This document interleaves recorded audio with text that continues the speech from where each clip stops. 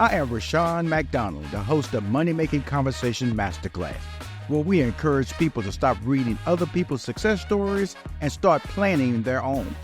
Join us as we travel across the country, visiting small businesses and interviewing celebrities to see how they're running their companies and nonprofits who are making a difference in their local communities. Now sit back and watch as we unlock the secrets to their success.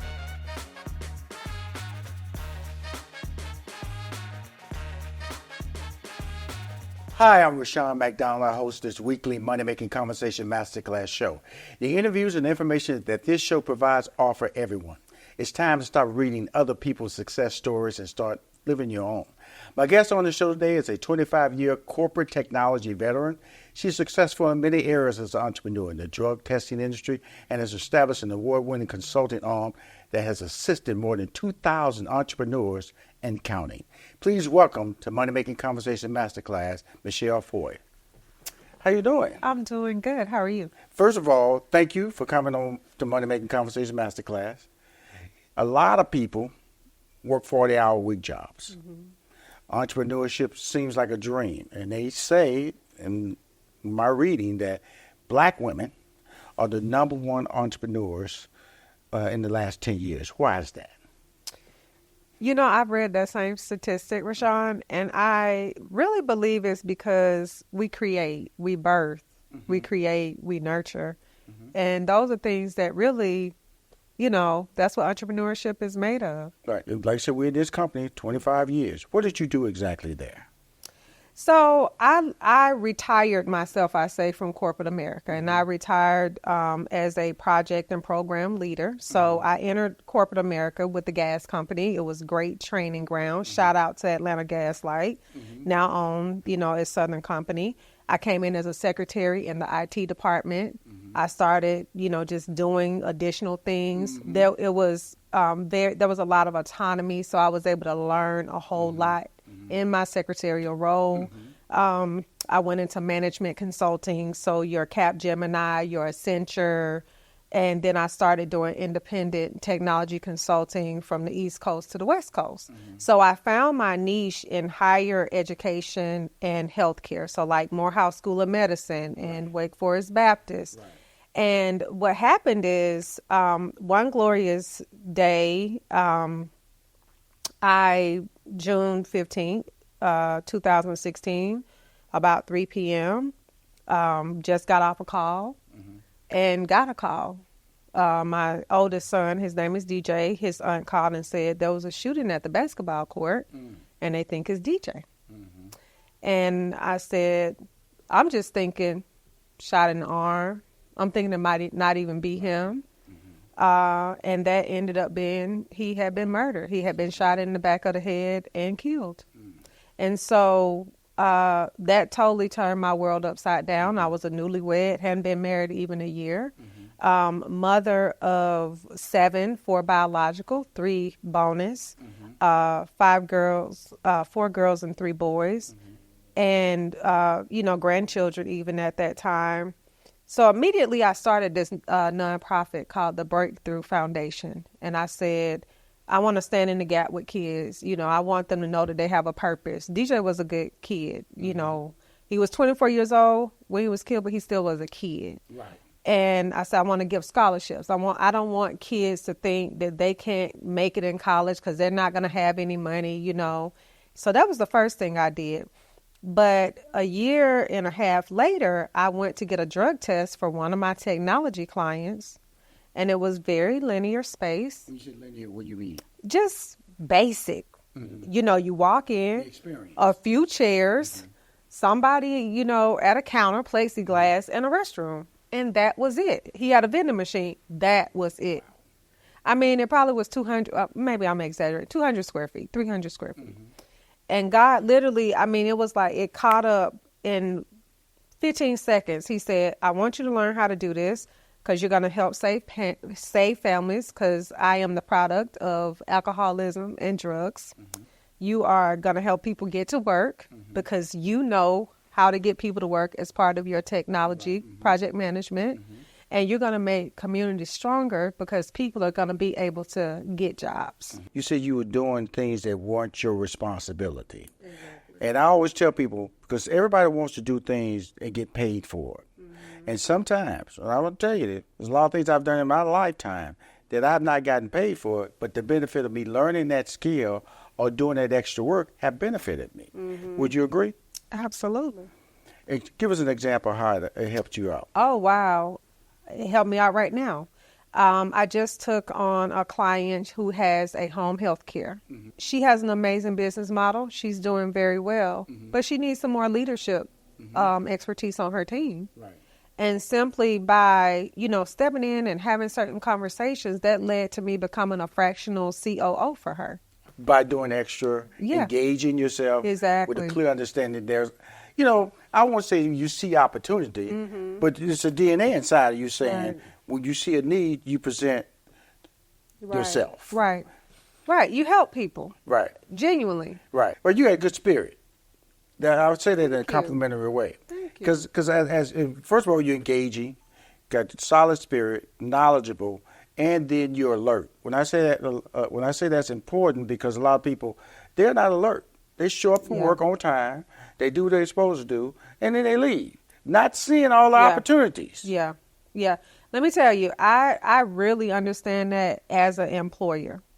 I mean, I hear people like to show up to work and there's nothing to do. They like to show up to work and do as little as possible.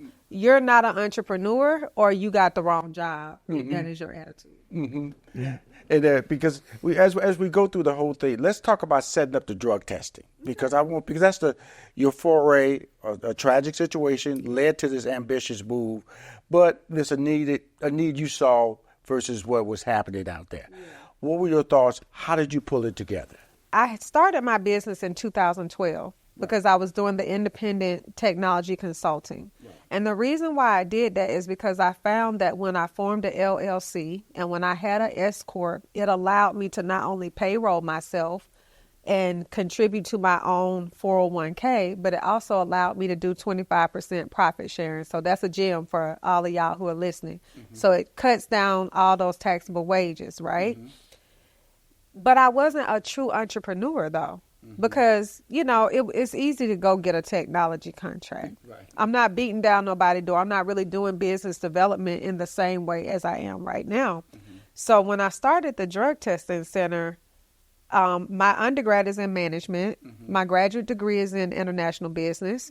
I've been sitting in the room with C-suite executives since I was 23 years old or so. So I brought all of that with me, but I really wish I had been in some of these entrepreneurship classes that are out here now. Right.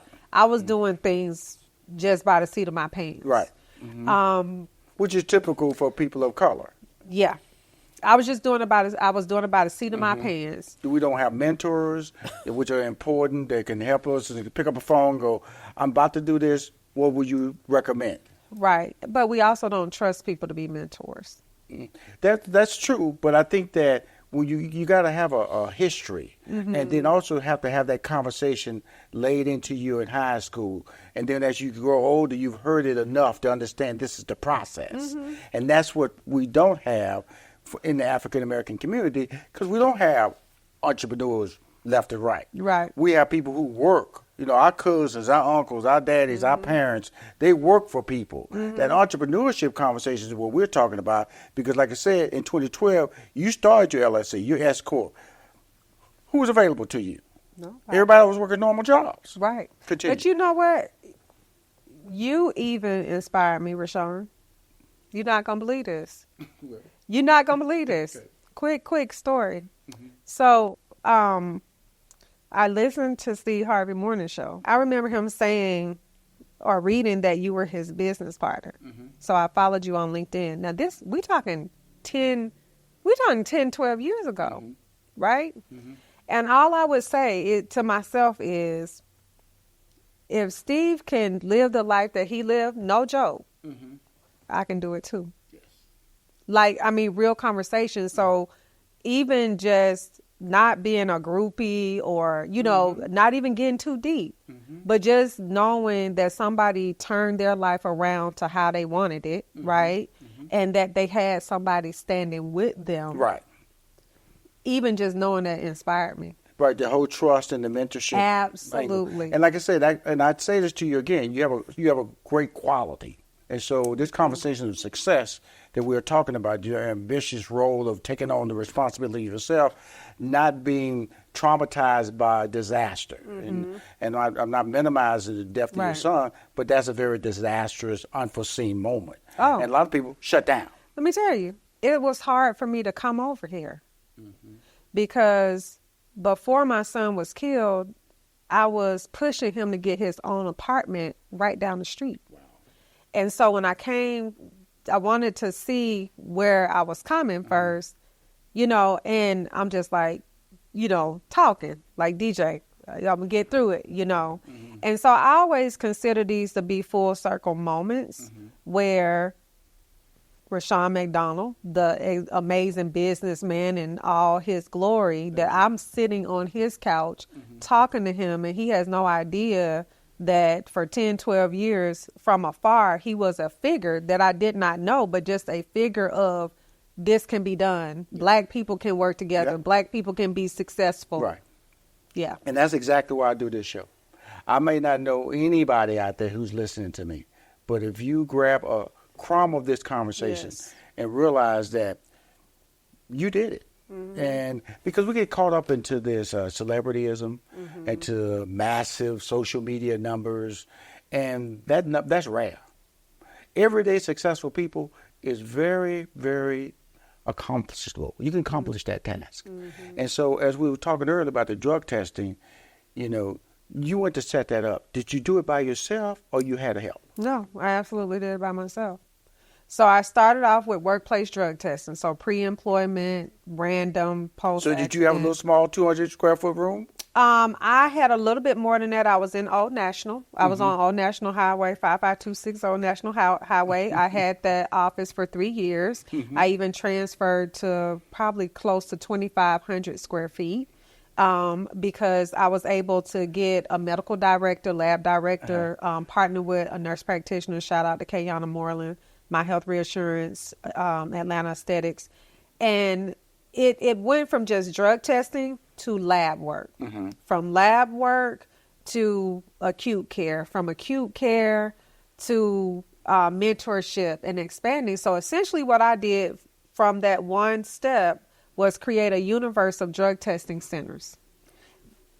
And it was all... But did you know you was doing that? No, not one day. That wasn't even my intention. My intention was if you are an employer, you got a good employee that got drug problems, alcohol problems, let us help you take them through a program. Don't throw them away because that ain't going to help. Right. That was really what I was The after. driving force. Yeah. Michelle, drug testing. Yes. Entrepreneurship. Yes. I personally will have no clue as to how to pursue that opportunity. So there has to be some degree of education. Expand on it a little bit on how you really built that part of your brand or your business model. Absolutely. I'm going to share with you. So you can go get yourself set up. Okay. All right. So number one, there's workplace drug testing. Okay. That's really what we focus on. And so with workplace drug testing, you're going to partner with your big folks. You're going to partner with LabCorp. You're going to partner with Quest, unless you really want to go deep into lab and establish what you call a SAMHSA certified lab that allows you to do the processing yourself. So you make your lab relationships, and then you connect yourself with third-party administrators. So the people that do the scheduling, like way back when, let's pretend you had some job way back when, and they would have sent you an authorization and said, hey, Rushion, go up the street to Holcomb Bridge and, get a drug test. That's a third-party relationship. Right. I'm a third-party administrator. So what I have done is not only train folks, but for the people who are live and who are in relationship, in my transportation and medical network, which is trademarked, by the way, who are in there. When business comes to me, if I can send it to them, I send it to them. That way we have community wealth. So I'm in Virginia. No, I wasn't in Virginia Beach. I was in Tuskegee. I was in Tuskegee, got a call. Driver had an accident. Right. I called one of my local partners.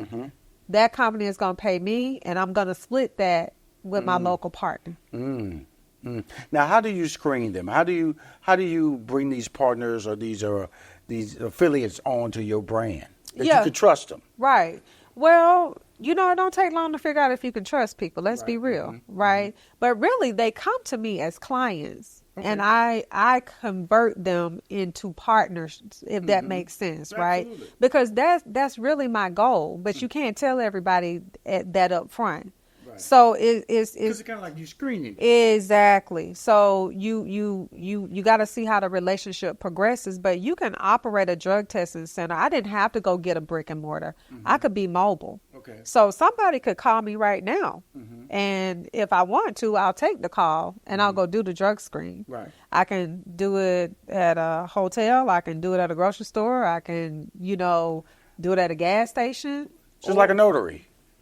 Wow. And so most of the time, since you said notary, people who are interested in this business are typically people who have mobile businesses like notary, nurses, nurse practitioners, serial entrepreneurs, people who have money and they want to invest in something else.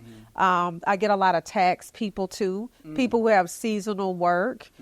So you don't have to start it as your primary business model. It really can be a bolt-on. And that's where the consulting comes in at. Right. Because from a strategic planning perspective, I want you to tell me what is your overall goal for your life. Right. And then let's figure out how to make that work from a business standpoint. Right.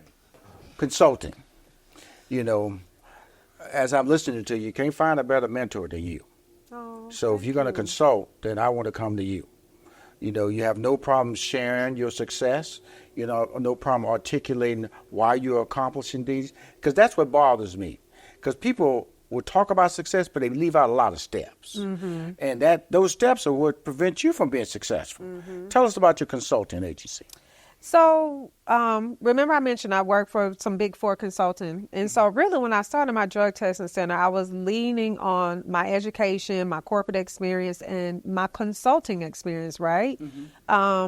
And what I ended up where I am right now is back into consulting. So I shut down my office 2 years ago and I went to a home office and I only work on a consulting basis with my clients. So if you want to start a healthcare company, really any company, but if you want to start a healthcare company, if you need help with sales and marketing, if you need brand management, we've won 3 government contracts.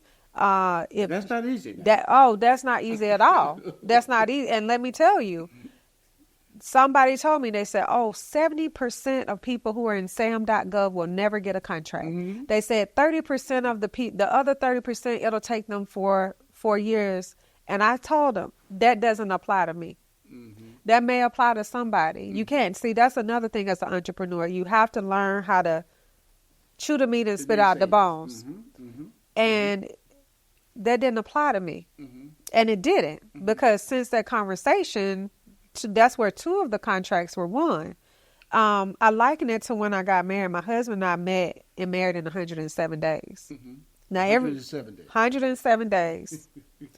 And people, they saw me as a divorcee and a single woman. But when we got engaged, it was, well, why you doing that? And you just like with the drug testing center, why you want to open up a drug testing center? Is that profitable? Is it this? Is it that? And it's like, if you're going to be in entrepreneurship and if you're going to step away from that steady paycheck, you have to be okay with risk. You got to have a high tolerance for risk. You have to be okay knowing what did God tell you to do, and you have to be obedient to that. So that's really what I operated. Like, God called me to it. He gonna get me through it. And that's been true since I started. Now, how does one get in touch with you? So you can reach me at www.precisbrand, PRECISBRAND.com. Now, you said in our introduction, you impacted over 2,000. 3,000. 3,000. My team need to update that number. It's 3,000. 3,000. How? I had a brand ambassador, Candace Holyfield. She had a community of nurses. We're post-pandemic, right? People are looking for other ways to, everybody remember a pandemic, everybody want 10, 20 streams of income, right? Right. As I always talk about multiple streams of income. I know. Okay. Everybody wanted 10 streams of income. Mm-hmm. And so I literally came to Instagram teaching this for $99. For $99, I would give you all the information to set up a drug testing center. $99. Now, ask me how many people took it. Ask me how many people are who actually took the information and did something with it. Less than 10. Was it because of the work, or or they didn't understand their ability to make money as an entrepreneur? I think they weren't true entrepreneurs. Mm-hmm. I mean, out of all those people to date for that group, right? Mm-hmm. I'm gonna say probably about 10. Mm-hmm. Did you have to change your marketing model? I did not have to change my marketing model. Per se, I changed my business model, meaning I took the price up. So right now we card out, a client typically spends about $25,000 with us on average, because we understood that people needed a certain level of investment, right? And we understood that they needed a certain mindset. And sometimes the two go hand in hand, not all the time, but sometimes they go hand in hand. And so I got tired of seeing people pay me and not execute, because, like you said, I'm gonna tell you everything because it's from here. So I'm gonna tell you everything you need. I have no reason to hold it back. So as I close this interview, and it's a great interview, what makes you successful? I think resilience. I had to remind myself I'm an author. I left my book at home, but I wrote a book called Unbroken. And it talks about courage, it talks about commitment, and it talks about consistency. I think the reason why I'm successful, honestly, is because I never had nothing to lose. Does that make sense? Absolutely. That's blind courage, I call, because of the fact that, I wake up and I will tell you, I'm not happy when I get up, because I get up at 4:30, but that's my commitment time. And so you have to be consistent with your commitment time. Whatever time you choose, you can't hit the snooze button on it, because it's just going to change your whole plan for that day. And so when I wake up and I move forward, then the plan becomes more and more clear as to why I'm and what I have to do that day. And so the average person, the reason they show up to work, they don't know why they're coming to work. They don't have a plan. They don't have a desire to be there. And so but if you woke up with an idea, this is what I'm going to do, this is what I'm going to accomplish, then you'll be more enthusiastic and you will accomplish more. And like we talked about earlier, you should always show up for work wanting to do more, wanting to learn more, and to engage yourself to be successful. And that's my burning desire with this show, is to bring on individuals, honest individuals. And most of my guests are honest, but you are exceptional. Thank you, Rashawn. I appreciate that. You are exceptional. Well, I thank you for being an example. I don't think it's your show, but I want to make sure you get credit, because I'm telling you, just knowing that you were standing next to somebody in partnership, it did a lot for me.